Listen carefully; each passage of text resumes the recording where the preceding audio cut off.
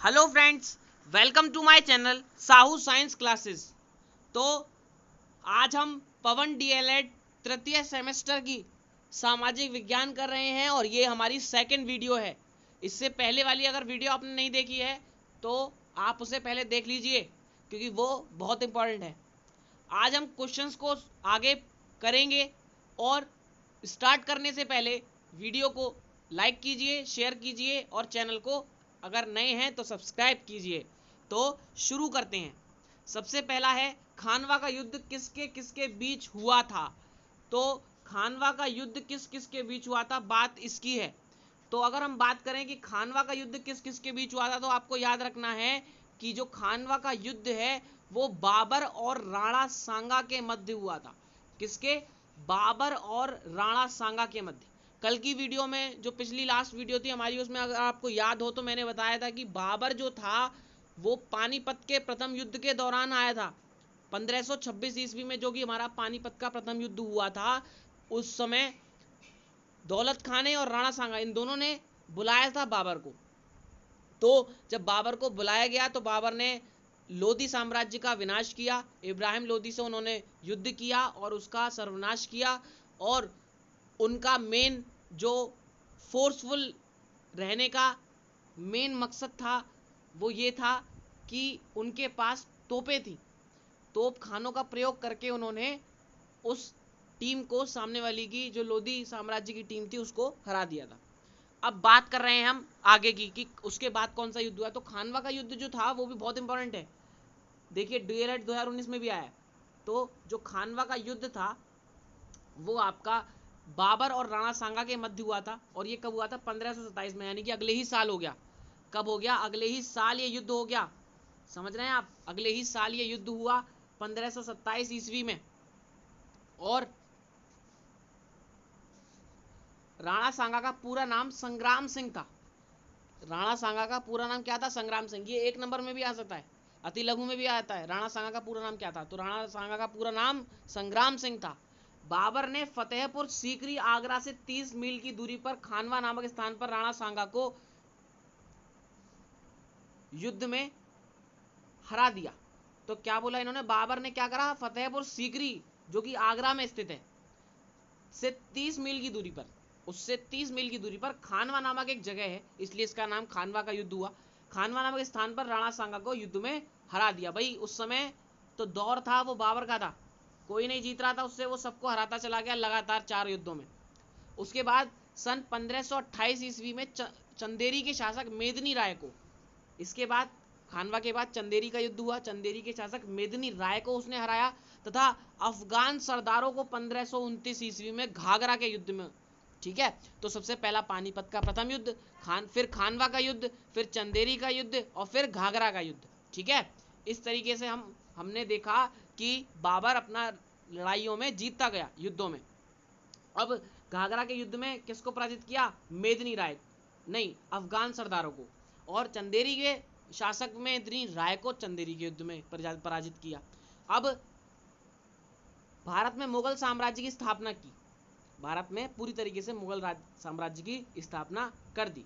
सन 1530 ईस्वी में बाबर की मृत्यु हो गई। देखो 1526 में वो आया, पानीपत का युद्ध लड़ा, 1527 में वो खानवा का युद्ध लड़ा, 1528 में चंदेरी का और 1529 में घाघरा का और 1530 में उसकी मृत्यु हो गई। ठीक है, अब बाबर एक उच्च कोटि का साहित्यकार भी था।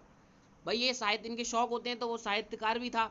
और उसने अपनी आत्मकथा लिखी, ये बहुत इंपॉर्टेंट है। उसने अपनी आत्मकथा लिखी तुजुक ए बाबरी। ये आ जाती है पेपर में कि इनमें से कौन सी, ऑब्जेक्टिव में सबसे ज्यादा आता है कि इनमें से कौन सी बाबर की लिखी हुई आत्मकथा है। ठीक है, तो तुजुक ए बाबरी आत्मकथा, यानी कि जिसकी खुद की कथा हो, जो खुद लिखी हो उसने, तुजुक ए बाबरी नामक पुस्तक तुर्की भाषा में लिखी थी। वो तुर्क का था तो उसने तुर्की भाषा में लिखी थी। इसके बाद आता है मुगल साम्राज्य की नींव किसने रखी। ये क्वेश्चन तो आप देखते ही बता देंगे कि मुगल साम्राज्य की नींव किसने रखी, उसी के बारे में तो हम बात कर रहे हैं। तो मुगल साम्राज्य की जो नींव थी वो रखी हमारे बाबर ने।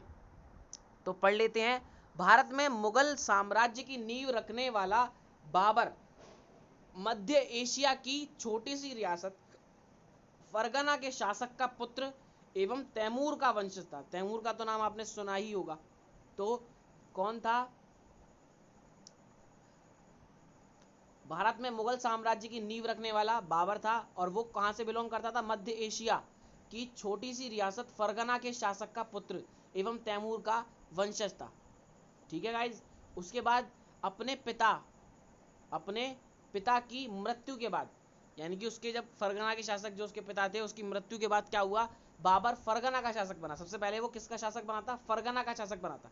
उसके बाद उस समय उसकी उम्र कितनी थी? 11 वर्ष की। जब वो बना फरगना का शासक, जब सिर्फ 11 वर्ष की उम्र थी, 11 वर्ष की उम्र से ही वो शासक बन गया था।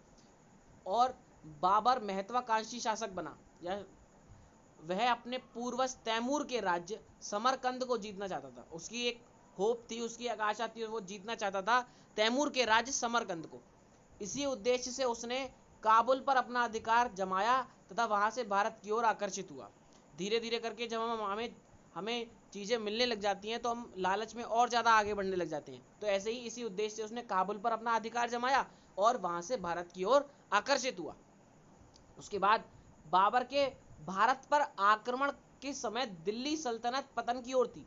जब बाबर ने भारत पर आक्रमण करा, जब दिल्ली सल्तनत का एंड चल रहा था, लोधी वंश खत्म हो रहा था बिल्कुल, समय दिल्ली सल्तनत पतन की ओर थी तथा इनमें से कोई राज्य ऐसा नहीं था जो देश की रक्षा के लिए इन सबको एक सूत्र में बांधकर नेतृत्व कर सके। तो इसका मतलब क्या बताया, क्या समझा आप? बोला ये है कि उसने क्या करा, बाबर ने जब आक्रमण करा था जिस समय में, उस समय एंड चल रहा था बिल्कुल दिल्ली सल्तनत का, और उस वक्त इतना बाबर से युद्ध करने में कोई भी युद्ध करने वाला सामने वाला कोई सक्षम नहीं था, क्योंकि इनकी जो सेना थी वो बहुत ही विशाल थी और इनके पास मेन तोपें थी।